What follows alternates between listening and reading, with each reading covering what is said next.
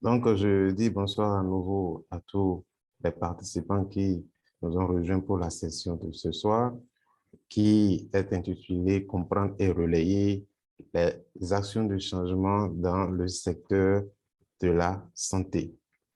Ce soir, nous avons avec nous un communicateur, M. Lukman Abdelaziz Tidjani, qui était conseiller engagement, inclusion et plaidoyer, spécialiste innovation et Human Century Design, Digital Health Designer. En grosso modo, M. Lukman Abdelaziz Tidjani est un gestionnaire de projet. Il est un concepteur de solutions numériques avec environ 5 ans d'expérience dans le domaine des ICT 4D. Il a exécuté des projets de santé numérique avec des ONG locales et internationales dans des pays d'Afrique subsaharienne, tels que le Bénin, le Sénégal, le Mali, le Niger, en fournissant un soutien technique aux parties prenantes. En tant que designer centré sur l'humain, il est passionné de discuter et de travailler autour des solutions qui aident chaque personne à avoir accès aux services et à prendre des décisions en matière de santé en ligne avec les croyances et les valeurs. Ces 20 dernières années, il a par ailleurs été un acteur de développement international sur les enjeux de droit, santé sexuelle et reproductive, ainsi que le développement de la jeunesse. En travaillant avec un large éventail d'organisations et institutions telles que la Commission économique des Nations unies pour l'Union africaine, les agences de système des Nations unies telles que UNFPA, l'ONU-SIDA, l'UNDP et autres parties prenantes, il a acquis une expertise dans le domaine de la plaidoyer, l'élaboration et la mise en œuvre des programmes et surtout d'engagement communautaire. Sans plus tarder, je vais dire bonsoir à M. Lukman Tidjani s'il nous reçoit. Nous voulons bien l'inviter à activer son micro pour nous rassurer qu'il nous reçoit correctement. Bonjour, Monsieur Akpamouli. Bonjour à tous et à toutes. Je vous reçois très bien. Merci beaucoup, M. Lukman Tidjani. Je crois que sans plus tarder, nous allons vous laisser la parole pour que déjà vous puissiez démarrer votre communication sur le thème intitulé « Comprendre et relayer les actions de changement dans le secteur de la santé ». OK, merci beaucoup. Je voudrais, avec votre permission, partager rapidement mon écran et que vous me rassurez que vous avez accès à mon écran. 5 sur 5, c'est bon? C'est affiché. OK, merci beaucoup. Je voudrais d'entrée vous remercier, toute l'équipe du projet e-Reporter ODD en lien avec les agendas 2030 et 2063, la confiance que vous me faites en me demandant de partager avec vous un certain nombre d'éléments. Je voudrais remercier aussi les participants qui sont là, espérer que nous pourrions avoir des discussions beaucoup plus actives qui permettraient de mieux comprendre les concepts et avoir des actions sur le terrain à fort impact. Donc, la présentation de ce soir, je l'ai préparée avec un collègue à moi, Spero Faladé, qui pourra nous rejoindre et qui s'articule autour de... qui s'articule autour de 5 points essentiels. Le premier, je ferai une présentation sommaire de l'agenda 2063. Je reviendrai sur l'agenda 30 des Nations Unies. Nous verrons un peu le consensus qui se dégage autour de ces deux agendas, avec emphase sur le secteur de la santé, les piliers du changement qui est attendu dans le secteur de la santé. Et pour finir, je donnerai quelques pistes de réflexion sur mon regard sur le rôle des activistes et des e-reporters dans ce processus de changement qui s'active. Donc, ce soir, on parle de deux agendas, l'agenda 2063 de l'Union africaine et l'agenda 2030 des Nations unies. Je voudrais déjà dire que ces deux agendas qui se complètent parce que dans le cadre du processus de rédaction de ces agendas, quand vous voyez la chronologie de ces agendas, vous comprendrez que l'agenda 2063 de l'Union africaine a été rédigé dans les années 2013, au moment où l'Union africaine célébrait ses 50 ans, et que l'agenda 2030 des Nations unies a été rédigé en 2015. 2013-2015 a été vraiment une année d'abord de processus de conciliabule, de discussion au niveau international, parce qu'en 2015, on arrivait déjà à la fin des OMD et il fallait rédiger des ODD. Donc, ça a été vraiment un processus de discussion très large auquel l'Afrique a vraiment pris part. Et l'un des documents phares que l'Afrique a présenté au niveau international pour les discussions, c'est l'agenda 2063, à travers lequel l'Afrique, après 50 ans d'unité africaine, a projeté un regard sur ce qui s'est passé, sur la vision que le continent devrait avoir, non seulement pour les fils et filles du continent, mais aussi pour ceux de la diaspora. Et en 2013, la vision a été étalée sur 50 ans, d'où l'agenda 2063, qui a été intitulé l'Afrique que nous voulons. Donc, la vision 2063 de l'Afrique, de l'Union africaine s'articule autour de 7 piliers, appelés aussi aspirations, qui transcrivent la volonté des pères fondateurs de l'Union africaine, mais aussi la volonté des dirigeants contemporains, sans oublier les aspirations de la population jeune. C'est pour ça qu'on a beaucoup plus mis l'accent sur l'aspiration, les aspirations de la population jeune à aller vers un progrès et un développement inclusif qui permettent à l'Afrique de jouer sa partition dans le développement international, qui permettent à ce que les communautés au niveau du continent africain puissent avoir accès à un certain nombre de services. Donc, c'est dans ce cadre que nous avons l'agenda 2063 sur les 7 piliers, fondés sur la croissance inclusive. Déjà, vous avez vu que déjà en 2013, l'Afrique parlait déjà du développement durable, alors que l'agenda de développement durable est venu en 2015, fondé sur l'intégration politique, tout en restant fidèle aux idéaux de panafricanisme, fondé aussi sur la question de bonne gouvernance, de démocratie, de respect des droits de l'homme et de justice. Vous comprendrez que déjà depuis 2013, il y a un certain nombre d'instruments qui ont été mis en œuvre pour renforcer la bonne gouvernance en Afrique. Bien avant ça, il y a eu le NEPAD, il y a eu un certain nombre de mécanismes, d'institutions qui mettent l'accent sur les questions de bonne gouvernance, de respect des droits de l'homme, ce qui va en phase avec l'aspiration des dirigeants africains. L'autre pilier, c'est l'identité culturelle forte à l'Afrique et aux valeurs. Vous allez voir que dans le processus même des ODD, l'Afrique a voulu jouer un rôle important et faire en sorte que les valeurs, les éléments d'identité culturelle de l'Afrique ne soient pas noyés dans les ODD, mais que dans un processus général des ODD, l'Afrique puisse tirer sa part dedans. L'autre aspiration, c'est un développement axé sur les citoyens, c'est très important. Vous voyez que même déjà, l'Afrique parle déjà du développement axé sur le citoyen lui-même. C'est après qu'au niveau des ODD, on a parlé d'orienter vers les peuples, les services pour les peuples. Mais déjà au niveau de l'Afrique, on estime que les citoyens doivent vraiment jouer un rôle important et qu'on ne peut vraiment pas faire de développement sans mettre les citoyens au cœur de la dynamique de développement. On ne peut pas avoir de changement sans que les citoyens ne soient vraiment impliqués. Et le dernier pilier, c'est comment faire en sorte que l'Afrique puisse jouer un rôle important dans le concert des nations internationales. Donc voilà les 7 piliers de l'agenda 2063 pour l'Afrique. Et dans la continuité de cet agenda 2063, l'Afrique a proposé dans le cadre des ODD un document que nous appelons souvent la position commune africaine pour les ODD, dans lequel l'Afrique a donné sa position dans le cadre du processus des ODD en mettant un accent sur ces piliers-là. Puisque nous parlons de santé, il faut dire que dans l'agenda 2063, l'Afrique a un certain nombre d'aspirations dans le secteur de la santé. L'une des aspirations, c'est que le continent soit un continent de prospérité partagée, que la prospérité soit partagée, et où le continent dispose de moyens, de ressources humaines, de ressources financières nécessaires pour aller vers son développement.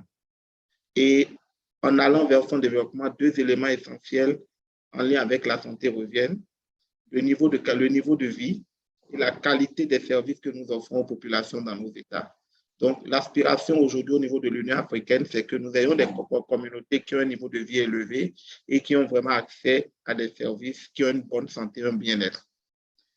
Deuxième aspiration, c'est que les citoyens, autant qu'ils sont, puisqu'on a parlé d'aspiration qui met le citoyen au cœur du développement, que les citoyens, autant qu'ils sont, soient bien formés, suffisamment qualifiés dans les domaines de la science, parce qu'on ne peut pas aller vers un progrès sans avoir une qualification, sans avoir une formation dans le domaine de la science, de la technologie, de l'innovation, et faire en sorte qu'aucun enfant du continent ne soit privé de sa scolarité ou ne soit discriminé. Parce que vous comprendrez qu'aujourd'hui, pour avoir accès aux services de santé, il faut être bien informé, il faut avoir l'information au bon moment qu'il faut. Pour être un prestataire de services de santé de qualité, il faut avoir la formation. Il faut être au cœur de l'évolution de la science, de la technologie, des nouvelles technologies aujourd'hui. Donc, on fait en sorte que dans ce processus de développement, quelles que soient les aspirations que nous avons au niveau du continent africain, nous puissions mettre la technologie, la science et la formation au cœur de ce développement-là. L'autre aspiration, c'est que tout en allant vers un développement axé sur les populations, que les pratiques sociales que nous avons, telles que les mutilations génitales féminines, les violences orientées vers le sexe, puissent prendre fin et que tout ce qu'il y a comme obstacle à l'accès à la santé, à l'éducation des femmes et des filles soit éliminé. C'est vrai que l'Afrique a parlé d'identité culturelle, de réalité ou de données sociologiques dans ses aspirations, mais comment est-ce que nous faisons en sorte qu'au-delà de nos réalités culturelles, au-delà des réalités sociologiques, nous puissions ne pas porter atteinte aux droits des communautés, en particulier des femmes et des filles, à avoir accès à des services de qualité, surtout en matière de santé. Une autre aspiration, c'est la problématique des jeunes, faire en sorte que l'on puisse mettre fin au chômage des jeunes, pour que les jeunes puissent avoir accès complet aux services d'éducation, à la formation et beaucoup plus aux services de santé. C'est important parce qu'on est dans un continent où plus de 60% de la population est jeune. Certains parleront de transition démographique en cours pour que les jeunes puissent prendre la place, pour que les jeunes puissent aspirer au développement et mettre en œuvre des politiques. Mais l'une des aspirations de l'agenda 2063, c'est que les jeunes puissent vraiment avoir accès aux services de santé et qu'ils aient aussi des moyens financiers et les ressources qui leur permettent de réaliser leur pleine potentialité. Donc voilà par exemple quelques aspirations que vous trouverez dans le document 2063 de l'Union africaine en lien avec la santé et qui reviennent d'une manière ou d'une autre dans les aspirations des ODD. Les ODD, vous les connaissez déjà, c'est des objectifs qui ont été définis en complément des OMD qui arrivaient à leur date butoir en 2015 et les ODD ont été définis comme date butoir à 2030, on parle de l'agenda 2030. Ces 17 objectifs que vous connaissez déjà, vous avez déjà vu plusieurs fois. Je sais qu'il y a beaucoup d'organisations de la société civile qui font un travail génial pour communiquer autour des ODD. Je pense déjà à l'Agence pour la promotion des ODD, je pense aux institutions, aux ONG qui sont là et qui font beaucoup de travail déjà pour communiquer autour des ODD. Et autour des ODD, il y a un objectif phare qui parle de la santé, c'est l'objectif 3. L'objectif 3 dit que il faut assurer, permettre à tous de vivre en bonne santé, le promouvoir le bien-être de tous à tout âge. Donc déjà, tout le monde doit vivre en bonne santé. Cela veut dire que pour vivre en bonne santé, il faut avoir l'information, il faut avoir le service de qualité, il faut avoir les moyens pour avoir accès à cela. Et dans l'objectif 3, vous comprendrez qu'il vise à assurer la santé et le bien-être de tous, en améliorant déjà la santé procréative, maternelle, infantile, en réduisant les maladies transmissibles, les maladies non transmissibles, les questions de l'environnement, les questions environnementales et même les questions de santé mentale reviennent à ce niveau. Je mets l'accent sur deux éléments, l'environnement et la santé, parce que lorsqu'on parle l'environnement et la santé mentale, parce que lorsqu'on parle de santé, on voit beaucoup plus la maladie, on voit beaucoup plus les infections, alors que la santé va vraiment au-delà de ça. Quand vous prenez la définition générale de la santé, on vous dira que c'est un état général de bien-être, tant physique, mental et psychologique, qui ne consiste pas seulement en absence de maladie. Ça veut dire qu'au-delà des questions qui sont liées à l'être humain, à son corps, à son bien-être, il y a la question de l'environnement qui doit être prise en compte dans les questions de santé, la question de santé mentale aussi qui doit être prise en compte. Vous verrez qu'aujourd'hui, dans la sous-région, un certain nombre de projets qui commencent déjà par établir progressivement le lien entre la question de la santé et la question du changement climatique c'est-à-dire les questions de l'environnement. C'est très important. Et on pense qu'aujourd'hui, les enjeux que nous avons au niveau sanitaire ne peuvent pas être réalisés si nous ne mettons pas en place des systèmes de prévention visant à la réduction des comportements déviants. Souvenez-vous qu'en haut ici, lorsqu'on a parlé de l'agenda 2063, on a parlé de l'élimination d'un certain nombre de pratiques telles que les mutilations génitales, la lutte contre les violences, les discriminations dans l'accès des services. Donc, on ne peut pas aller vers un accès universel de tout le monde aux services de santé si on ne met pas en place des dispositifs qui puissent permettre de réduire un certain nombre de comportements. Ce que moi je retiens de ces deux agendas, c'est qu'il y a un consensus qui se dégage. Et en prenant chaque point du consensus, nous ferons l'exercice de regarder autour de nous, que ce soit au Bénin, dans la sous-région, qu'est-ce qui se passe, comment est-ce que les dynamiques en matière de santé publique, en matière de santé, les changements en matière de santé sont en lien avec des aspirations, que ce soit au niveau de l'agenda 2063 que de l'agenda 2030. Aujourd'hui, vous voyez qu'il y a aujourd'hui de plus en plus l'importance de réorganiser et de renforcer les infrastructures socio-sanitaires. Regardez un peu dans nos États en Afrique aujourd'hui. C'est vrai qu'il y a eu la pandémie de la COVID qui a insufflé une dynamique. Regardez aujourd'hui, de plus en plus dans les États, on cherche à réorganiser le système sanitaire. On cherche à s'équiper de plus en plus d'infrastructures sanitaires. Je sais qu'aujourd'hui, au Bénin, il y a un vaste projet qui est en cours de réaménagement des équipements dans les formations sanitaires. Il y a un projet de construction d'un hôpital de référence. D'autres pays l'ont déjà fait, par exemple. Donc, regardez un peu dans la sous-région, il y a cette dynamique aujourd'hui. On veut réorganiser tout ce qui se passe dans le système de santé. Souvenez-vous, en 2016-2017, tout ce qui a eu comme tollé au Bénin lorsqu'on a dit qu'il faut réorganiser le système de santé. On a dit, par exemple, que les professionnels de santé doivent faire le choix entre leur appartenance ou l'exercice de leur fonction, soit dans le secteur privé, soit dans le secteur public. Cela va vraiment dans la dynamique de la réorganisation de tout le système sanitaire.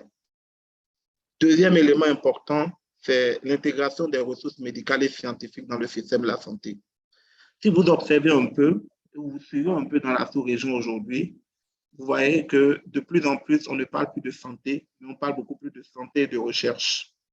C'est important parce qu'on ne peut pas aller vers la lutte contre les épidémies, la lutte contre un certain nombre de maladies endémiques sans faire des recherches.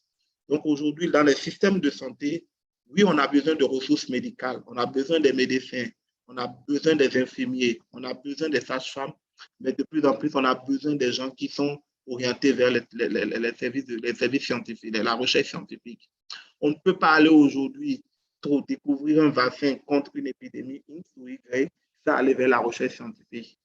Avant, on pensait en Afrique que la recherche scientifique était vraiment laissée. On avait laissé la recherche scientifique au reste du monde, aux pays occidentaux.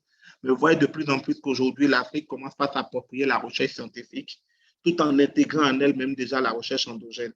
On parle déjà aujourd'hui, on dit oui, la pharmacopée, comment est-ce qu'il faut la rendre plus scientifique, les plantes que nous avons en Afrique, comment est-ce que nos chercheurs, nos scientifiques en Afrique font en sorte que nous puissions avoir des produits.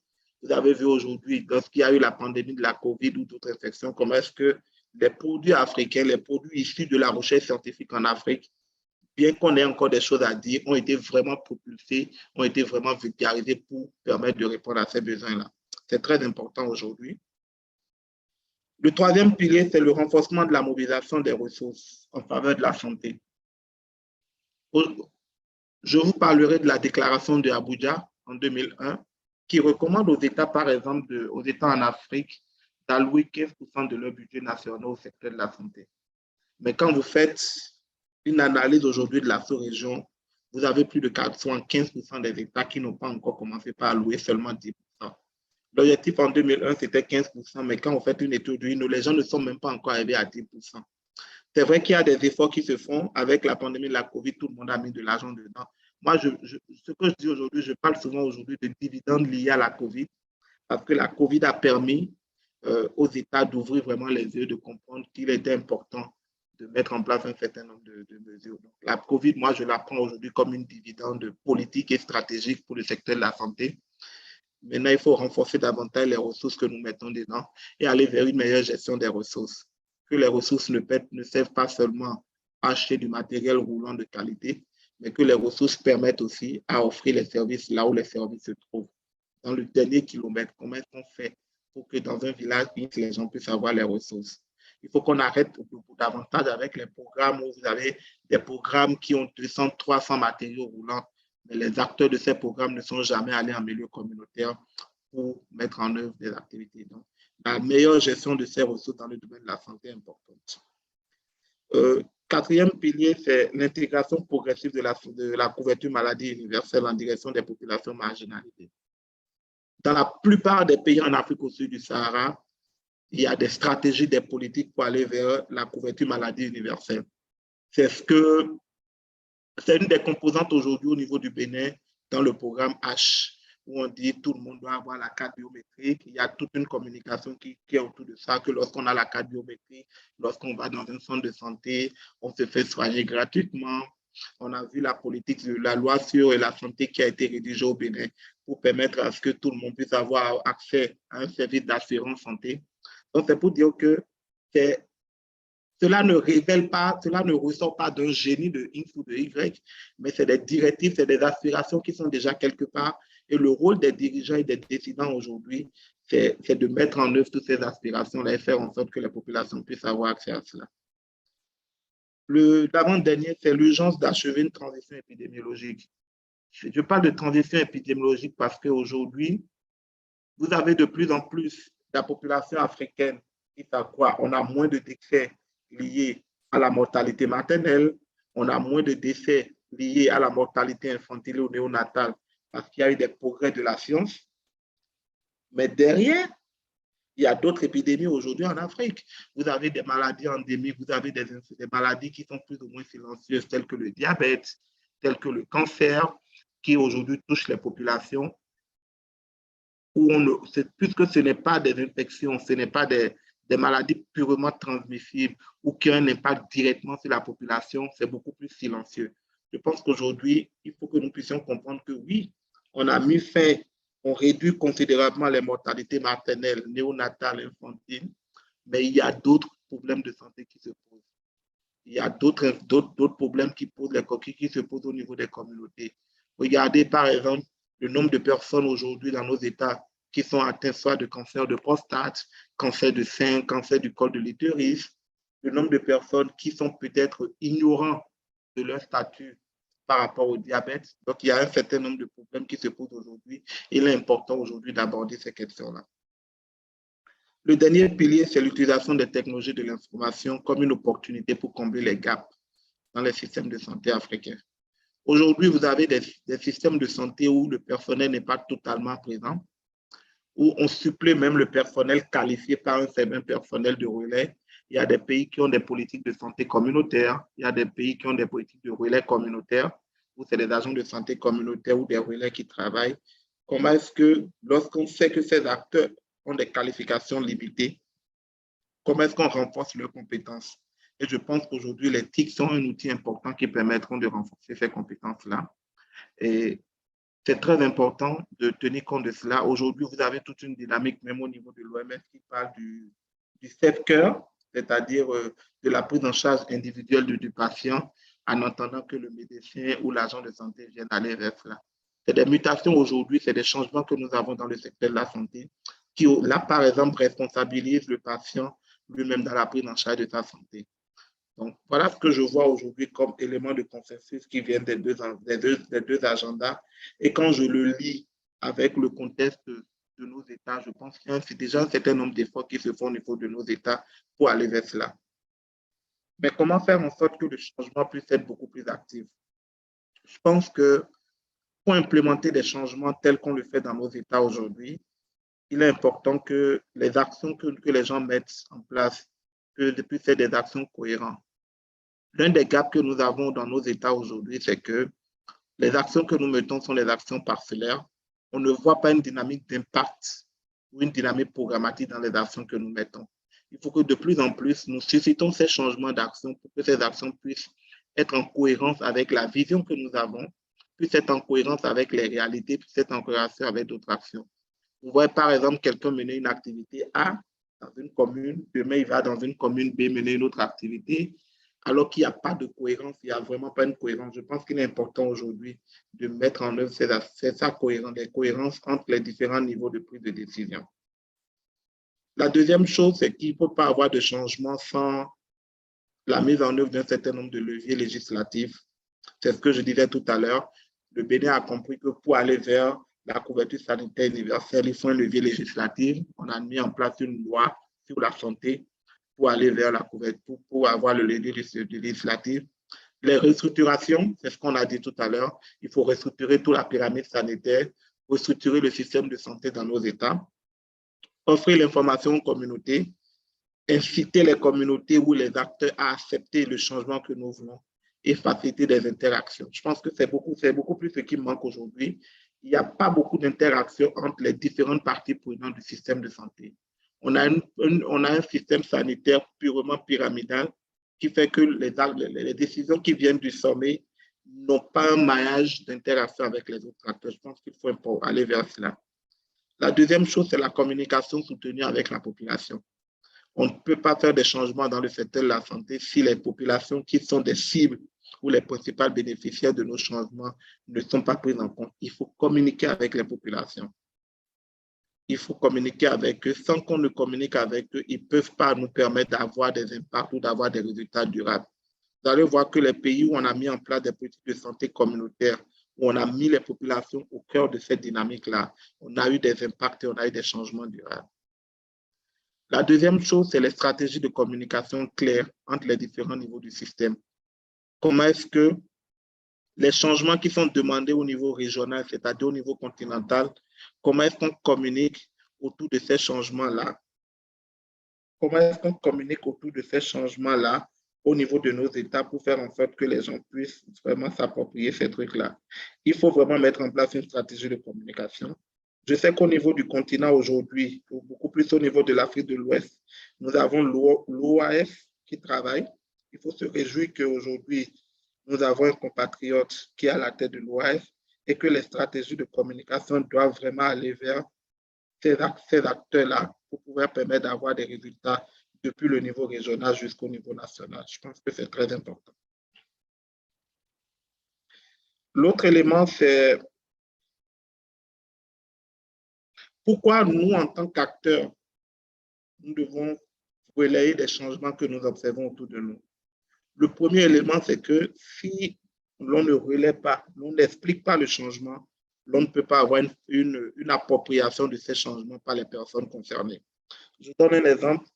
S'il n'y a pas de communication autour de ce qu'on veut faire, des résultats qu'on veut atteindre, vous ne pouvez pas changer un système de santé. Imaginez qu'un gouvernement se lève aujourd'hui et dise « Je ne veux plus que les médecins que je forme à mes frais puissent aller dans des formations sanitaires privées. » Et c'était. On ne va vraiment pas aller vers, on ne va vraiment pas comprendre la dynamique. Les acteurs ne vont vraiment pas s'approprier cela. Donc, il est important de communiquer autour du changement que l'on veut, de l'efficacité ou des effets qu'on attend de ce changement et de comment est-ce que cela rentre dans un ancrage régional et même continental. La deuxième chose, c'est d'apporter la bonne information aux populations principales bénéficiaires des changements. Si on commence par dire aux populations, maintenant, quand vous tombez malade, allez à tel centre de santé, allez à tel, et qu'on ne leur dit pas pourquoi il faut y aller, leur donner la bonne information, ils ne peuvent pas comprendre. Regardez, lorsqu'il y a des épidémies, vous vous souvenez, lorsqu'il y a l'épidémie de la COVID, il y avait beaucoup de fausses informations qui se relayaient et les populations avaient peur d'aller à l'hôpital. Déjà, dans nos États, on n'avait pas la culture d'aller à l'hôpital. Moi, je connais un parent à qui on a dit va à l'hôpital parce que ses parents souffrent du diabète. Ce parent a dit non, si je vais à l'hôpital, on dira que j'ai la COVID. Parce que ce parent n'a pas la bonne information. Donc, il faut vraiment apporter la bonne information aux populations. Assurer une meilleure citoyenneté des populations cette meilleure citoyenneté fait d'eux les meilleurs témoins et évaluateurs des promesses. Si les populations ne savent pas les engagements qui ont été pris, ils ne peuvent pas évaluer. Si les populations ne savent pas que telle action qu'on est en train de mettre en œuvre au sort d'une directive nationale, on va continuer de croire qu'il y a un génie qui vient et qui met en œuvre une dynamique, alors que, comme on le dit, rien ne se perd, rien ne se crée. Tout est dans une dynamique régionale, tout est dans une dynamique internationale. Un génie ne vient pas de quelque part pour implémenter quelque chose. il y a forcément une dynamique. Donc, il faut que les gens puissent comprendre qu'il y a des engagements qui sont pris, il y a des aspirations que nous avons au niveau continental, au niveau national, et qui se transcrivent de plus en plus par des actions que ceux qui sont là aujourd'hui mettent en œuvre. C'est très important. Et le dernier élément, c'est que ça permet aujourd'hui d'amener les décideurs à être de plus en plus responsables et redevables des engagements qu'ils ont pris. C'est des décideurs qui prennent des engagements, mais comment est-ce qu'on fait pour que ces décideurs puissent être vraiment responsables des engagements qu'ils ont pris? Je pense que pourquoi partager la bonne information? Je dis que pour les jeunes activistes militants dans le domaine de la santé ou dans le domaine de la communication pour la santé, votre engagement aujourd'hui, c'est plus qu'une action au nom d'une cause. Ça va vraiment au-delà de ce qui est conventionnel et de ce qui est routier. Il faut briser ce tabou du conventionnel et du routier, chercher dans votre engagement en faveur de la santé, dans votre engagement en faveur du partage d'informations et de communication dans le domaine de la santé, sur les changements du secteur de la santé, il faut sortir du conventionnel et du routier. Et ce que vous êtes en train de faire, c'est innovant. On n'a jamais vu des jeunes qui s'engagent à partager des informations sur des changements qui se font au niveau politique, au niveau structurel. On n'a jamais vu par le passé des organisations qui expliquent aux populations pourquoi il y a eu tel changement, pourquoi nous devons adopter tel ou tel changement. Donc, cela sort aujourd'hui du conventionnel et cela met davantage les populations au cœur des dynamiques. Vous remettez aujourd'hui, votre engagement permet de remettre en question l'ordre existant chaque fois que cela est perçu comme une injustice. Il y a eu des inégalités, que ce soit dans l'accès des communautés aux services, dans le type de service qui est offert aux populations. Et quand on a aujourd'hui des gens qui communiquent sur les changements que nous aspirons, sur les changements que nous voulons, que nous avons, cela suscite de plus en plus une prise de conscience des populations pour réduire davantage les injustices. L'engagement en faveur de la santé est essentiel parce que cela crée les conditions nécessaires pour que les gens prennent contrôle de leur propre vie. Ils ne resteront plus là à voir, comme on le dit chez nous, le dodo comme le Dieu. Le dodo n'est pas le Dieu, le dodo apporte un service. Les gens doivent comprendre qu'eux-mêmes doivent davantage s'approprier leur propre santé, leur bien-être. Et je pense que c'est important. Notre engagement doit être porteur de la bonne information pour ne pas prendre part à l'injustice. C'est ce que je disais tout à l'heure. Il faut être capable de donner cette bonne information pour ne vraiment pas prendre part à l'injustice. Qu'est-ce que nous attendons, juste pour finir, des activistes ou de ceux qui sont engagés dans le partage des informations dans le secteur de la santé? C'est être vraiment des citoyens exemplaires. Il est important de connaître la société dans laquelle vous êtes. Vous devez avoir une légitimité aux yeux des citoyens. La légitimité, ce n'est pas la loi qui vous la donne, c'est vous-même qui vous donnez cette légitimité.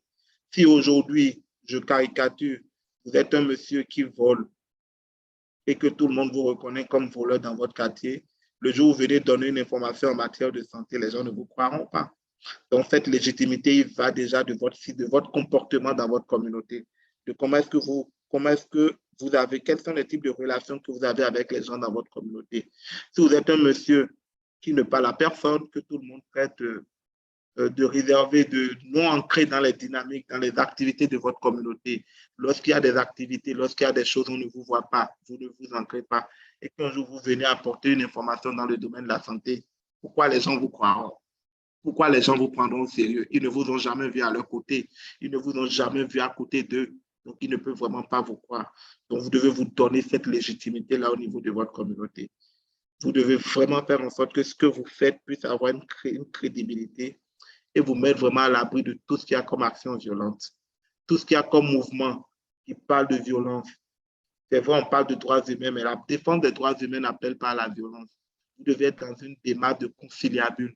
Regardez tout ce que vous devez faire comme action de communication autour du changement dans une démarche constructive. Comment est-ce que vous faites pour construire quelque chose de positif? La deuxième chose, c'est être, j'aime pas trop le mot rebelle, mais je vais l'utiliser, c'est être un rebelle positif. Comment est-ce que vous luttez contre l'injustice? Comment est-ce que lorsqu'il y a de l'injustice, vous faites, comme on le dit, vous créez une tension positive, une tension créative? Comment est-ce que vous dites non, ça ne peut pas aller, il faut que ça change? C'est important de le faire.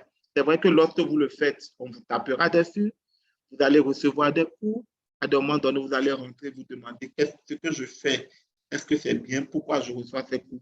Mais n'ayez pas peur d'être ce rebelle positif aujourd'hui dans notre communauté. De plus en plus, on a besoin des audacieux. On a besoin de la fougue de cette jeunesse-là, de l'audace de cette jeunesse-là pour impulser vraiment des changements. L'autre élément, c'est d'être des acteurs de changement social, un nouveau consensus public comme un système ouvert, informer le public tout en tirant leçon du dialogue avec le public. Aller vers le public, dialoguer avec le public. Quand on parle de communication, ce n'est pas lire un texte, ce n'est pas faire un discours, mais c'est aller vers le dialogue, construire, discuter avec les gens, aller voir les gens pour voir par rapport à leur vécu, à leur réalité individuelle, quels sont les changements auxquels ils aspirent, quels sont les changements qu'ils voient, quels sont les défis auxquels ils font face, les amener sur la base des défis auxquels ils font face, qu'à eux-mêmes puissent déjà adopter des comportements responsables. Commencer déjà par changer des comportements au niveau de chaque individu et faire en sorte que de ce changement individuel que vous aurez opéré au niveau des individus, cela puisse aller vers un changement social, un changement global de comportement, que ce soit au niveau des communautés, mais aussi au niveau des décideurs. C'est très important. Et le dernier élément, c'est le réformateur. Vous utiliserez les moyens conventionnels pour changer la dynamique. Tant que vous communiquez en respectant les normes, vous communiquez sur les engagements qui sont pris par les États, vous demandez aux gouvernants, aux décideurs d'être responsables des engagements qu'ils ont pris. Vous demandez aux décideurs d'expliquer pourquoi il y a eu ce changement et que vous-même, vous allez vers les communautés pour expliquer le changement, pour communiquer autour de ce changement dans le secteur de la santé, le bien fondé de ce changement, l'impact, l'apport que cela apporte, en utilisant vraiment les moyens conventionnels qu'il y a, institutionnels qu'il y a, vous verrez que vous allez vraiment être un réformateur parce que la population vous aurez un pouvoir qui dépasse le pouvoir d'État, le pouvoir de changer des vies, le pouvoir d'agir sur votre communauté, le pouvoir d'influencer les décisions de vos communautés. Et moi, je pense qu'aujourd'hui, de plus en plus, des gens qui s'engagent dans le secteur de la santé, des gens qui s'engagent dans la communication autour du changement dans le secteur de la santé, je les prends aujourd'hui comme des réformateurs contemporains. Ce qu'ils font au niveau de leur communauté, ce qu'ils font dans les villages, dans les quartiers est tellement immense que de plus en plus, nous devons travailler nous-mêmes à nous valoriser, à communiquer autour de ce que nous faisons. C'est ce qui manque aujourd'hui. Nous allons continuer par communiquer, nous allons continuer par impulser les changements dans le secteur de la santé depuis nos communautés jusqu'au niveau national, mais nous devons aussi davantage nous-mêmes communiquer et vendre nos meilleures pratiques, vendre ce que nous faisons pour que les gens puissent comprendre comment est-ce que nous avons de l'impact sur nos communautés. C'est très important. C'est sur ça que je vous remercie de m'avoir suivi. Je reste ouvert aux questions, aux discussions sur la facilitation de M. Akbamoli. Merci. Merci beaucoup, M. Lukman, pour votre brillante présentation. Je crois que nous avons retenu l'essentiel et certainement que ça suscite des questions de compréhension. Je vais à présent laisser la parole à nos participants pour recueillir les différentes questions. Donc, je vais inviter les participants à bien vouloir lever la main si ce sont des questions de compréhension. Déjà, je vois M. Désouillon qui a me levé. Donc, je vais demander à M. Désouillon d'ouvrir son micro pour poser sa question. Merci beaucoup, monsieur. Et merci beaucoup pour la présentation. C'est M. Dieudonné. Ma question, en fait, je suis un biologiste médical et je suis dans le secteur privé. Bon, ma question, c'est celle-ci. Est-ce que quelqu'un qui désire apporter un changement au sein de sa communauté et qui est dans le secteur privé peut corriger quelque chose dans un centre public gouverné par les agents contractuels de l'État? Genre, vous voyez des attitudes ou bien vous voyez quelque chose qui normalement ne devrait pas être fait, mais qui se fait dans l'établissement public. Bon, est-ce que étant activiste et voulant changer aussi quelque chose, est-ce qu'on peut intervenir? Est-ce que cela ne va pas susciter, par exemple, autre chose, quoi, et ne va pas nous compromettre aussi? Bon, c'est à peu près un peu ma question. Puisqu'on voit des choses que le gouvernement exige vraiment pour le secteur privé, mais au niveau des secteurs et pour les établissements privés, mais pour les établissements publics, c'est de n'importe quoi. Et on voit que ce que l'État exige vraiment pour les établissements privés, c'est normal et c'est bien. Mais pour les établissements publics, on voit que vraiment, c'est autre chose et c'est de la merde vraiment. Donc, c'est sur ces cas-là, je demande, est-ce on peut se poser et comment, si oui, comment on peut le faire? Ok, merci beaucoup, Monsieur Jésus. Je ne sais pas si notre communicateur a saisi la question de Monsieur Jésus. Oui, c'est saisi. Qu'est-ce que vous proposez? Qu'on réponde un à un ou bien qu'on prenne une série de questions? Bon, je propose qu'on réponde un à un. Bon, ça permettra certainement aux autres de retenir certainement leur compréhension. Ainsi, éventuellement, leurs questions vont dans le même sens que leurs prédécesseurs ont posé. Je comprends la question de M. Jésus. Je comprends un peu le contexte aussi, hein.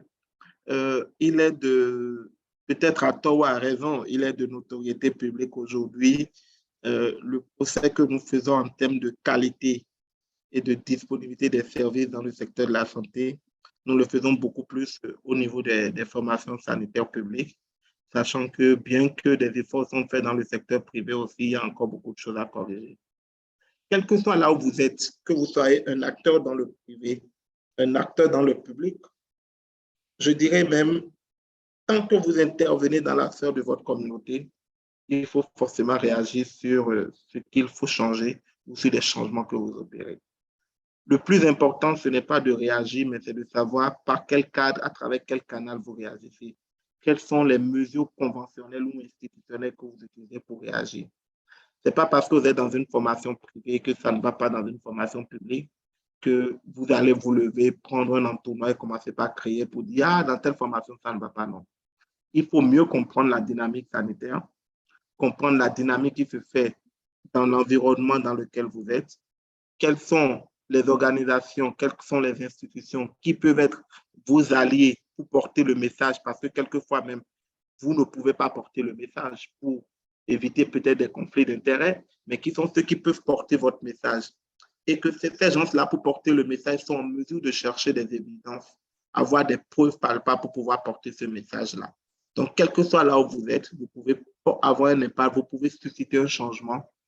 Vous pouvez ne pas porter vous-même le message, mais faire porter le message par des alliés, par des partenaires, mais en vous assurant que ce que vous dites est basé sur des évidences et que ce n'est pas de la fausse information, ce n'est pas de la de la diffamation. Donc, je parlerai de revoir le cadre, définir le cadre institutionnel, les instruments que vous avez dans votre sphère pour agir et changer. Et la deuxième chose, que les informations que vous donnez pour opérer ce changement ou susciter ce changement soient faites sur la base des évidences.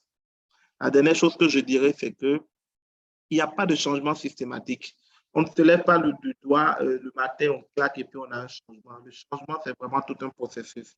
Et je dis souvent aux gens dans des États en Afrique au sud du Sahara où tout est prioritaire, tout est à revoir, soyons aussi de temps en temps patients avec les systèmes, les structures que nous avons en place pour que le changement soit progressif et que les acteurs puissent s'approprier de plus en plus les objectifs que nous avons.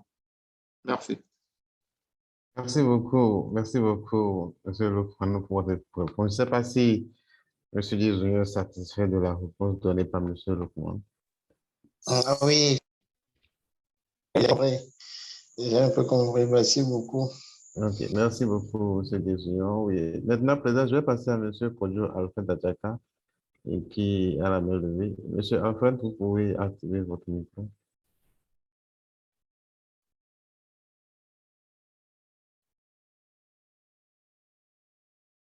Monsieur Kodjo?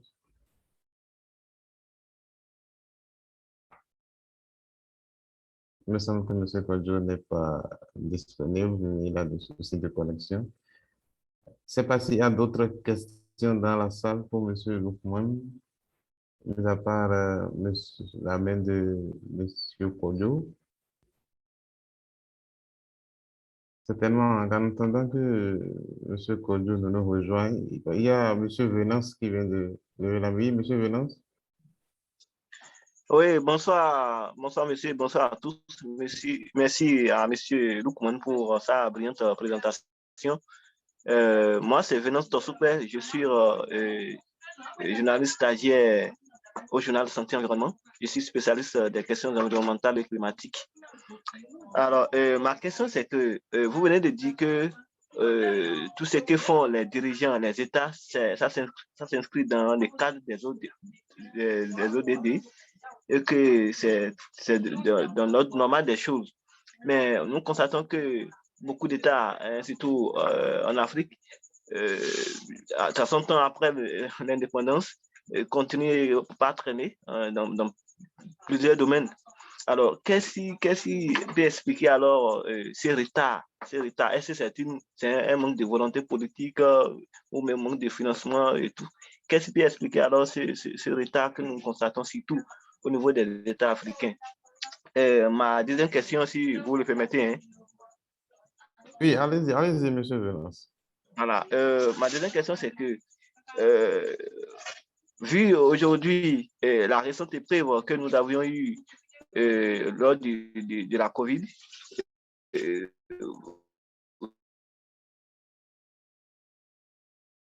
vous n'êtes pas sans savoir que les États africains ont été obligés l'Europe. Nous connaissons les vertus que nous avons en Afrique, parlons de la pharmacopée. Que doit-on recommander à nos États hein, afin que nous puissions nous intégrer, nouer des intégrations au niveau régional, sous-régional, dans le domaine de la pharmacopée, pour que nous puissions, nous aussi, nous rendre beaucoup plus autonomes en matière de santé. Qu'est-ce qu'il faut recommander aux États? Qu'est-ce qu'on doit demander aux dirigeants aujourd'hui? Merci. Merci beaucoup, Monsieur Venance. Merci beaucoup. Je ne sais pas si Monsieur Loukman a pu servir la question de Monsieur Tossoupe. Oui, merci beaucoup, Monsieur Tossoupe. Je commencerai par la première question. Aujourd'hui, ce qu'il faut recommander aux États, c'est la synergie d'action. Les problèmes sont énormes, les problèmes sont transversaux et les problèmes, à quelques exceptions près, sont les mêmes problèmes. Les acteurs aujourd'hui, dans un environnement, dans une communauté tout seuls, ne peuvent pas régler tous les problèmes que nous avons. Il faut la synergie d'intervention. Et comme on dit souvent chez nous, c'est l'âge à trouver. Il faut que chacun puisse mettre la main au niveau de ce trou-là. Et je pense que les États aujourd'hui doivent davantage faire des efforts pour aller vers des intégrations, travailler en synergie. J'ai parlé de l'Organisation ouest africaine de la santé aujourd'hui. Je pense que c'est une expérience que nous avons au niveau de l'Afrique de l'Ouest où nos États se mettent en synergie pour faire face à un certain nombre d'enjeux. Vous avez vu aujourd'hui, c'est qu'au niveau de l'Organisation ouest africaine de la santé, il y a un cas de concertation entre les acteurs du secteur moderne et ceux qui sont au niveau de la pharmacopée pour discuter de temps en temps au niveau régional, au niveau local, de temps en temps sur les progrès, sur les défis que nous avons.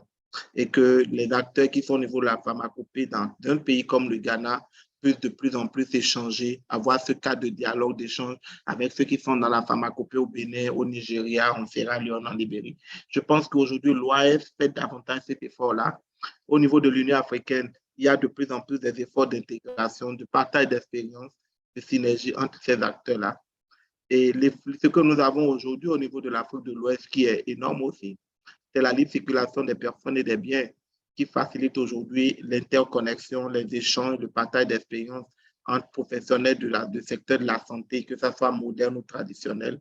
Ça passe assez davantage de ces partages d'expériences. Je pense que c'est très important. Pour revenir à la première question, je ne dirais pas que c'est un manque de volonté politique qui manque à ceux qui ont dirigé l'Afrique depuis un certain nombre d'années. Je dirais peut-être qu'il a manqué de vision qui puisse aller au-delà des réalités actuelles. Je pense qu'au lendemain des indépendances, les premières priorités que nous avons eues au lendemain des indépendances ne sont pas les mêmes priorités que nous avons aujourd'hui. Vous savez, au lendemain des indépendances, ce que nous avons, c'est qu'on avait un système, que ce soit administratif et politique, hérité de la colonisation. Et l'un des enjeux que nous avons eu au lendemain des indépendances, c'était de faire en sorte de décolonialiser ces systèmes-là. Faire en sorte que là où il y a le blanc en griffe, le noir puisse venir, le noir puisse être en mesure d'exercer. On a maintenant de plus en plus, on a des populations qui sont de plus en plus exigeantes, on a des réalités qui deviennent de plus en plus grandes et on se rend compte qu'il y a d'autres défis qui viennent. Je pense que ce qui a juste manqué, c'est le manque de vision à long terme qui a manqué. C'est pour ça qu'aujourd'hui, il faut se réjouir qu'au niveau du continent africain, on a un document de vision à long terme. Au niveau du Bénin, on a fini avec le document Bénin à la FIA 2025 et qu'on est aujourd'hui en train de projeter une vision à long terme. Maintenant, au-delà de cette vision à long terme, il faut forcément les acteurs ou ceux qui viennent mettre en œuvre cette vision-là. J'ai parlé dans ma conclusion tout à l'heure de réformateurs. Je pense que ce dont nous avons de plus en plus aujourd'hui besoin dans nos États, c'est que nous ayons des leaders qui sont réformateurs, des leaders qui décident de briser le mythe de la faiblesse de l'homme noir et amener à comprendre qu'il y a beaucoup de choses que nous pouvons opérer, beaucoup de changements que nous pouvons opérer dans nos États. Il y a beaucoup d'États, beaucoup de pays de plus en plus qui se dotent de visionnaires, de leaders réformateurs. Et je pense que si l'Afrique fait un effort de plus en plus à faire en sorte que dans les politiques de gouvernance, nous avons des leaders, nous avons des réformateurs qui viennent, qui acceptent de prendre sur eux la responsabilité de changer le paradigme, nous allons y arriver. Nous avons les moyens de le faire, que ce soit les moyens humains, les moyens financiers. Ce dont nous avons besoin aujourd'hui, c'est un peu plus de rigueur envers nous-mêmes, que nous nous estimons davantage nous-mêmes à comprendre que nous sommes capables de le faire, tout en ne restant pas fermés au reste du monde. Seuls, nous ne pouvons pas le faire. Nous devons être ouverts au reste du monde, apprendre des autres, partager avec les autres, dans la rigueur et dans la recherche de notre propre identité. Merci beaucoup, Monsieur Joukman, pour votre réponse. Je ne sais pas si M. Toussoupé est satisfait. En attendant de poursuivre, je vais inviter M. Kodjo Alfred. Allô, M. Kodjo, vous êtes là déjà? Oui. D'accord, ok. Allez-y pour votre question.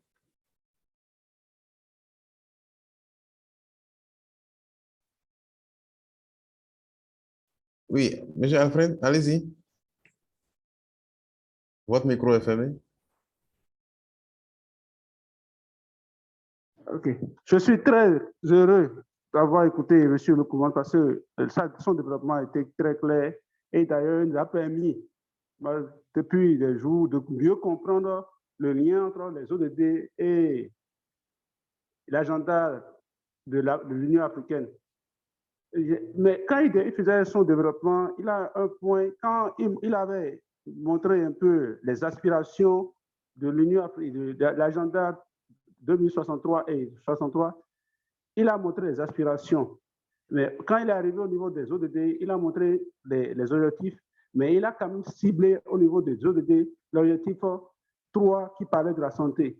Je voudrais savoir au niveau de quand on parlera de la santé au niveau des aspirations de l'Union africaine, est-ce que la question de santé est transversale à toutes les aspirations ou elle a une des aspirations, on peut cibler la question de la santé par rapport à une aspiration. Telle sera ma question. Mais si vous me permettez, je ferai un commentaire par rapport à la première question, le premier participant. Je suis aussi biologiste médical et moi, j'interviens dans le secteur public. C'est vrai, j'ai fait 12 ans dans le secteur privé et je compris parfaitement ce qu'il dit comme problème. Et il a raison. Les deux secteurs sont totalement différents. L'autre, c'est étatique. Le privé, c'était compliqué, mais c'est facile, la gestion. Mais au niveau étatique, la gestion est très difficile. Est-ce qu'il peut agir? Oui. D'ailleurs, les exemples qu'on a, il a, par exemple, le secrétaire, il a des agents qui sont dans le privé qui ont des structures, ONG, autres, qui agissent dans le secteur de la santé. L'exemple de M. Enes Bagidi, qui est agent dans le privé, mais qui est le secrétaire général de l'Association des consommateurs des soins du Bénin. Donc, il n'impacte pas sa structure dans le système sanitaire de façon générale et non dans le privé seulement. Et donc, parvient à ce qu'on puisse agir sur le traitement qui se fait aussi dans le public. Nous avons, par exemple, la structure, je ne sais pas, on rappelle quelque chose de diaspora, qui entre-temps a réagi sur le net, sur tous les réseaux, et qui a décrit ce qui se passe au CNHU, ce qui s'est passé à Kandi, où une dame qui devait accoucher d'un enfant est décédée après que ces deux jumeaux ou jumelles soient décédés. Et on peut agir en étant dans le privé, mais il a des manières d'agir par des structures comme notre formateur du jour l'a dit.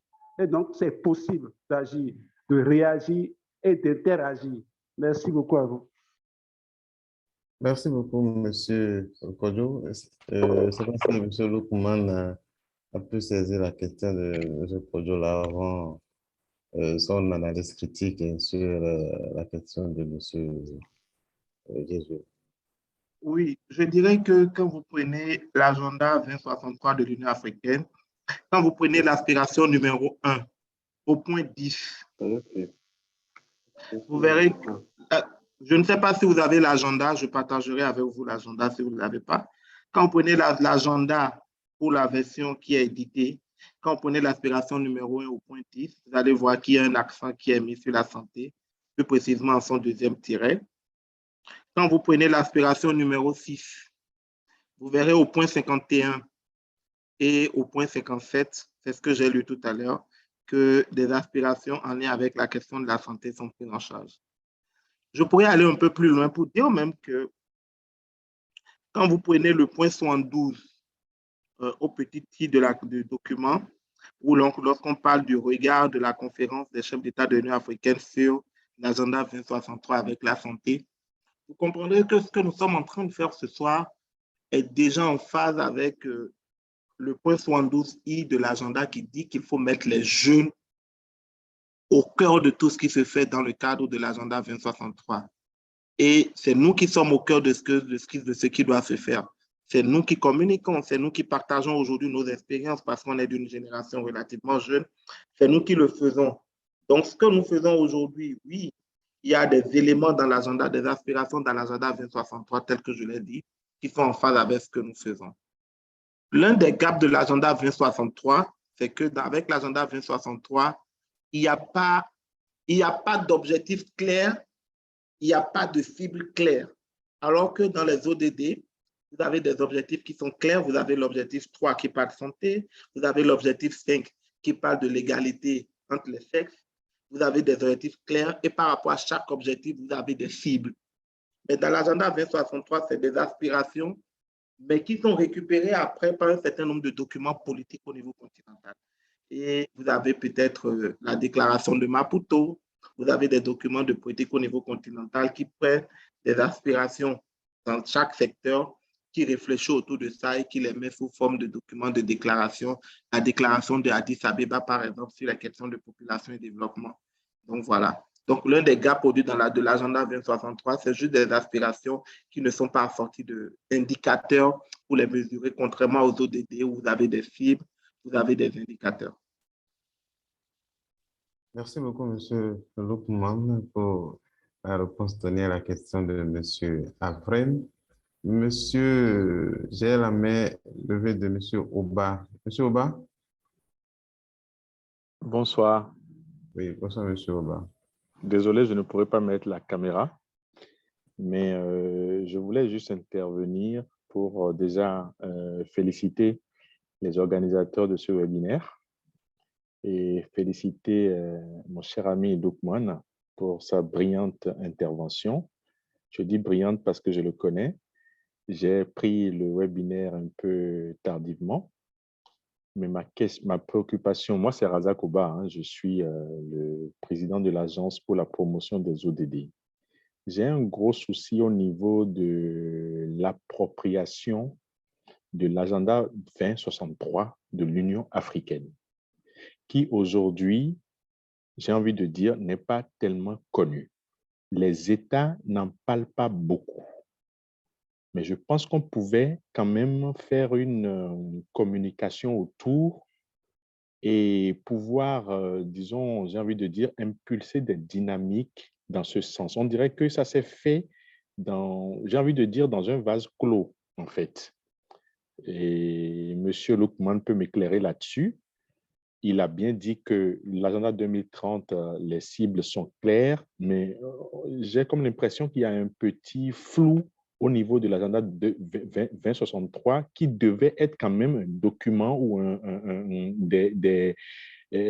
document important pour l'Afrique. Donc, c'est sur ça que je voulais vraiment interpeller M. Lookman pour savoir dans quelle mesure nous, en tant qu'acteurs de la société civile, on pourrait vraiment agir efficacement pour faire connaître d'abord cet agenda et essayer un peu de l'arrimer. Hein. Bon, ce n'est pas à nous de le faire forcément, mais de l'arrimer avec l'agenda 2030 qui est vraiment en vue aujourd'hui pour pouvoir avancer sur nos priorités, surtout en termes de santé. Merci. Merci beaucoup, M. Oba. Je vais laisser la parole à M. Lookman pour donner quelques éclaircissements. M. Lookman. Oui, je voulais remercier le grand frère Oba.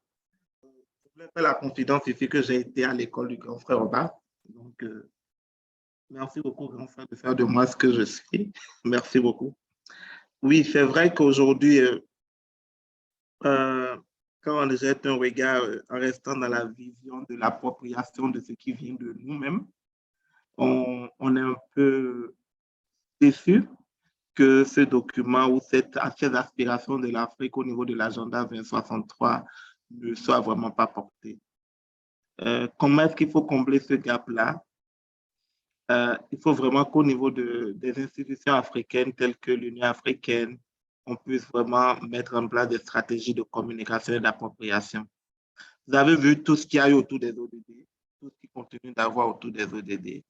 Si on arrivait au moins à avoir la moitié de tout cet engagement, de toute cette communication, de tout cet élan d'appropriation autour de l'agenda 2063 de l'Union africaine, je pense que de plus en plus, nous allons nous approprier nous-mêmes nos aspirations et notre avenir au niveau de l'Afrique. C'est parce qu'on ne l'a pas que beaucoup de personnes continuent de penser que les ODD, c'est des trucs qui ont été faits à l'étranger, que c'est des trucs qui ont été faits par les Blancs. Et je pense que je ne dirais pas à la PODE de s'approprier davantage le combat pour la vulgarisation de l'agenda 2063. Je sais que la PODE fait déjà beaucoup pour l'agenda 2030, mais je pense que des structures, des organisations de jeunes, des militants comme vous et nous, de plus en plus, lorsque vous avez la chance de vous prononcer sur un certain nombre de thématiques, davantage référer les gens vers l'agenda 2063, référer les gens vers les documents de politique.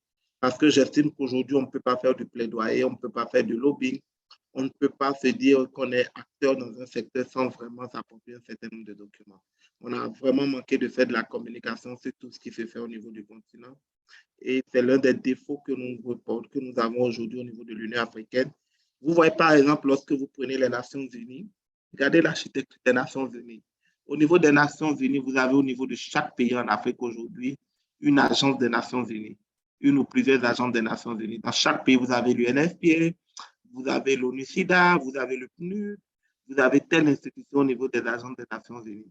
Ce qui fait que chaque agence vend une partie de son agenda de développement qui est inclus au niveau des ODD, ce qui facilite la communication, l'appropriation. Mais on a de plus en plus, on a eu une Union africaine des chefs d'État où c'est juste la réunion de Addis Abeba. On n'a vraiment pas eu une Union africaine des peuples, une Union africaine de partage de connaissances. Et je pense que nous devons de plus en plus changer ce paradigme-là, demander à ce que les institutions que nous avons au niveau régional, au niveau sous-régional, puissent être des institutions qui descendent vers le peuple, qui partagent les informations avec les peuples et qui communiquent avec les peuples. Je pense que de plus en plus dans nos messages, nous devons davantage aller vers cela. et demander de plus en plus aux décideurs d'être responsables des engagements qui sont pris au niveau continental avant d'aller répondre des engagements qui sont pris au niveau international. Merci. Merci beaucoup, Monsieur Lukman. Je crois que vous avez donné l'essentiel. Je ne sais pas si dans la salle, il y a d'autres questions. Monsieur Venance? Oui, je suis là. Oui, oui, vous Oui, merci. avez une question? Oui, j'ai la question de monsieur, je ne sais pas, le nom m'échappe, en tout cas, celui qui vient de poser la question et à laquelle le communicant ou le communicateur a répondu tout à l'heure, m'amène aussi à poser une autre question. Je peux y aller? Oui, allez-y, monsieur. Oui, allez-y, monsieur Venance. Voilà. Est-ce que est-ce qu'il y a des échéances au cours desquelles les États africains arrivent à évaluer d'abord les progrès avant de pouvoir continuer? Si oui, quelles sont ces échéances-là? Voilà ma première question. Et la deuxième question, c'est que vu l'agenda 2063, pour moi, ça pose un problème parce que je constate que c'est un peu trop long, l'échéance. L'échéance est trop longue. Et comme ça, est-ce que ça met la pression véritablement sur les États à pouvoir évoluer? Moi, j'aurais peut-être souhaité qu'on parte de 20, 30 et de 30 à 60. Là, c'est beaucoup plus court et ça pourrait mettre plus de pression sur les États qui sont chargés donc de mettre en application les différentes recommandations de cet agenda-là. Donc, voilà un peu mes préoccupations. Merci. Merci beaucoup, monsieur Venance. Et monsieur Lukman? Oui, je suis tout à fait d'accord avec vous, mais il faut prendre l'agenda 2063 comme un document de vision. C'est la vision que les gens ont. Et il revient maintenant de prendre cette vision-là et de la transcrire à un certain nombre de documents programmatiques. C'est-à-dire que, comme je le dis souvent, au niveau de la vision 2063, c'est la vision qu'on a. Maintenant, par rapport à chacun des secteurs tels que le domaine de la santé, il faut maintenant faire la recherche pour savoir au niveau du continent africain quelles sont les politiques ou les stratégies de santé, les documents de politique ou de stratégie de santé qui sont développés et quels sont les indicateurs que l'on veut atteindre au niveau du continent africain, quels sont les deadlines pour atteindre un certain nombre de ces indicateurs. Faire la même chose dans le secteur de l'éducation, faire la même chose dans le secteur de l'agriculture. Je pense que c'est aussi un travail important que les intellectuels et les activistes militants sur ces questions-là devront faire pour pouvoir savoir aujourd'hui, après le document de vision 2063 de l'Union africaine, quels sont les documents programmatiques, stratégiques, assortis d'indicateurs et de mécanismes d'évaluation qui sont mis en œuvre. Vous voyez, par exemple, au Bénin, on avait le document Vision à la FIA 2025. Personne n'en parlait, simplement parce que c'était une vision, ce n'était pas un document de programmatique. Tout le monde laissait le document Vision Bénin à la FIA 2025, mais on parlait beaucoup plus de stratégie de croissance, de réduction de la pauvreté. On parlait de tels documents de plan national de développement, alors que ces deux documents étaient arrimés avec la vision Bénin à la FIA 2025. Donc, c'est pour dire qu'il faut prendre beaucoup plus l'agenda 2063 comme un document de vision et maintenant voir dans les différents secteurs quels sont les documents programmatiques, politiques qui sont développés au niveau du continent et quelles sont les dates butoirs ou les indicateurs. Ça, c'est la première des choses qu'il est important de faire. Les ODD sont allés beaucoup plus loin. Les ODD, comme je dis, c'est des objectifs. Là-bas, 2063, c'est une vision. Au niveau des ODD, c'est des objectifs qui sont mesurés après 15 ans avec des mécanismes de revue annuelle, des mécanismes où on demande aux États de venir rendre compte des progrès qui sont faits dans des secteurs donnés chaque année, avec des mécanismes qui sont bien définis, des indicateurs qu'on veut mesurer. Mais au niveau de l'agenda 2063, c'est beaucoup plus une vision. Et les mécanismes, il faut aller voir au niveau politique, au niveau programmatique, les mécanismes qui sont mis en place. Je sais qu'il y a beaucoup de mécanismes qui sont mis en place. Moi, je travaille aujourd'hui avec un certain nombre d'acteurs sur les questions de santé sexuelle et reproductive. C'est sur ça que je travaille. Il y a le protocole de Maputo qui s'inspire de la vision de la vision 2063 où on a un document de politique. Le protocole de Maputo que nous révisons chaque année avec des objectifs, des indicateurs que nous voulons atteindre dans ce secteur-là. Je sais que dans le secteur de l'éducation aussi, il y a un travail qui se fait à ce niveau. Donc, il revient aussi à ceux qui veulent s'engager de se documenter, de mieux savoir après la vision 2023, 2063, quels sont les documents politiques assortis d'indicateurs qui sont mis en place.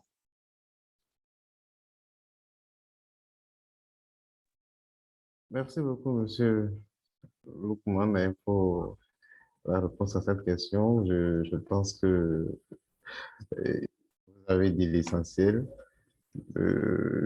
Ça va être 2 heures. Normalement, nous devons finir à 21h30. Mais avant de laisser M. Lukman, je vais lui donner, en tout cas, la possibilité de nous expliquer un peu. Aujourd'hui, on parle de l'eurobond ici au Bénin. Bon, je voudrais savoir un peu de quoi il s'agit. Est-ce que c'est effectivement un financement inclusif ou bien de quoi il s'agit véritablement, M. Lukman?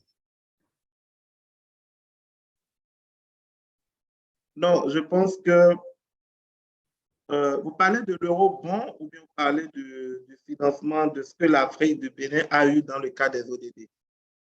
Parce que l'eurobond est vraiment global. L'eurobond est vraiment global. L'eurobond est global. Il faut comprendre par l'eurobond simplement une obligation qui permet à un État ou une entreprise d'emprunter de l'argent dans une autre devise d'un pays, mais dans un secteur donné.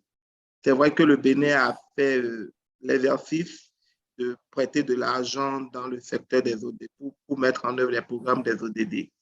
Vous savez mieux que moi que je ne suis pas sur le territoire depuis un moment pour savoir un peu toute la dynamique qui est en cours. Mais je sais qu'il y a un certain nombre d'acteurs. Je pourrais peut-être, si vous avez votre permission, permettre à grand frère Oba de nous dire s'il en fait quelque chose. Je sais qu'il y a des acteurs de la société civile qui sont impliqués dans ce processus pour s'assurer que le processus soit inclusif et que cela soit transparent. Je ne sais pas si grand frère Oba a quelque chose à nous dire à ce niveau-là.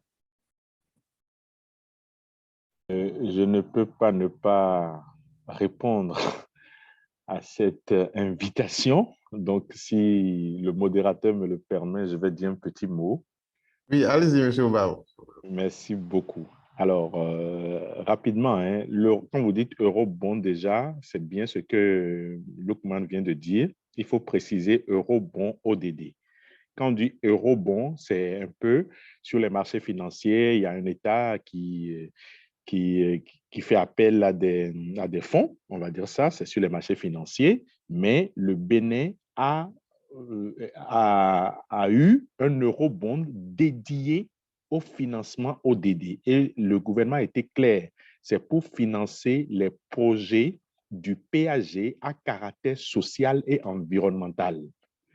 Il faut dire aussi que le Bénin, au forum politique de haut niveau de cette année, n'a pas présenté, comme il a dit tout à l'heure, les États font un bilan de la mise en œuvre des ODD avec les revues volontaires de chaque pays. Cette année, le Bénin n'a pas participé. On a déjà fait 3 fois déjà l'exercice, mais l'eurobond ODD est géré par une structure qui s'appelle le SDSN. SDSN, c'est une structure qui s'appelle Sustainable Network, j'ai oublié, mais c'est cette structure-là qui a en charge la gestion de l'eurobond ODD. Voilà. Donc, moi, je pense que c'est bien que le Bénin ait eu ça. Ça veut dire que notre signature est crédible.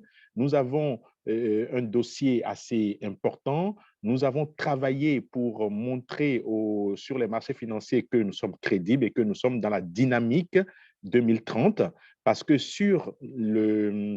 au niveau du Forum politique de haut niveau, le SDSN a présenté l'évolution du Bénin aujourd'hui à mi-parcours des ODD parce qu'on est à 7 ans de la mise en œuvre et les résultats sont quasi appréciables, on va dire ça comme ça. Sur l'ODD 2, on a avancé, sur 14, vie aquatique, sur le 13 aussi.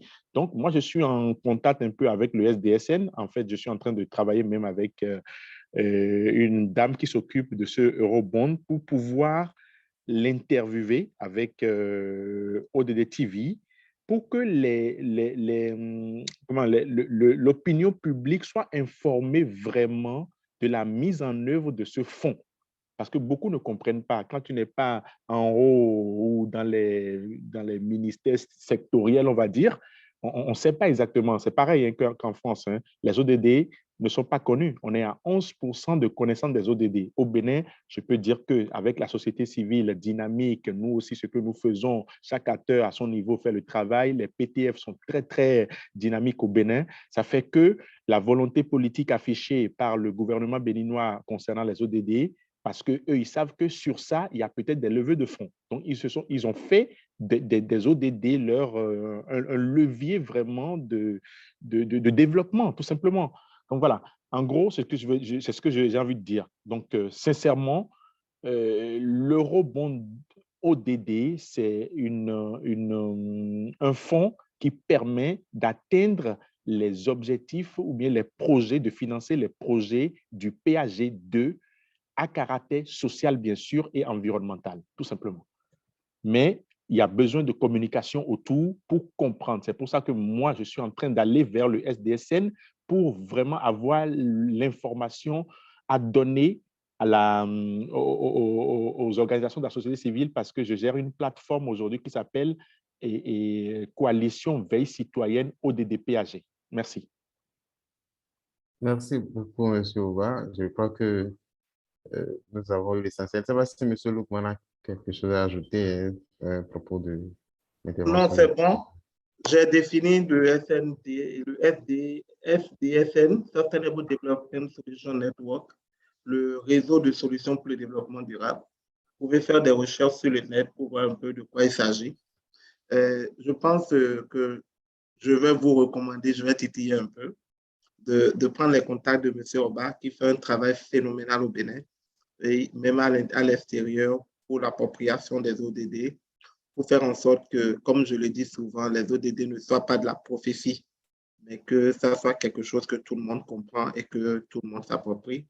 Fait aussi un travail phénoménal pour le partage d'expérience, les opportunités de partage d'expérience sur les ODD à l'interne entre les différentes organisations et même au-delà du pays, comment est-ce que le partage d'expérience soit fait.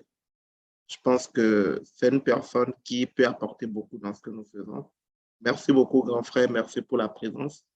Je voulais finir, normal. Remercier tous ceux qui sont là et dire que notre engagement, c'est, comme je le dis, c'est un engagement à long terme. Il est difficile d'avoir aujourd'hui les résultats dans 1 an, dans 2 ans, dans 3 ans. Nous sommes dans un engagement qui recherche vraiment l'impact et qui demande de la patience. Mais deux valeurs importantes qu'il faut mettre dans tout ce que nous faisons, c'est rechercher les évidences, la crédibilité, les informations vraies dans tout ce que nous faisons. C'est très important. Et deuxième valeur qui est importante, c'est rechercher l'impact. Il faut toujours vous demander ce que nous faisons, à quel impact sur la communauté, ça a quel impact pour le bien-être des gens. Si vous arrivez à mener des actions sur les évidences et qui permettent d'avoir de l'impact sur la communauté, vous aurez la satisfaction d'avoir été de vraies personnes engagées sur la thématique de l'agenda 2063 ou sur la thématique de l'agenda 2030. Voilà. Merci beaucoup, M. Loukman. Je remercie également par ça M. Ouba qui a laissé son contact avec le site. Je vous remercie infiniment. Je crois que cette session a été vraiment très enrichissante. Nous avons pu retenir l'essentiel sur comment comprendre et relayer les actions de changement dans le secteur de la santé. Nous avons appris beaucoup de choses. Je tiens à remercier M. Loukman, Tiani. Également, je remercie tous les participants à ce webinaire. Et déjà, je vous souhaite une très bonne soirée et on se dit à très vite. Merci beaucoup. Merci, à bientôt. Merci, à bientôt.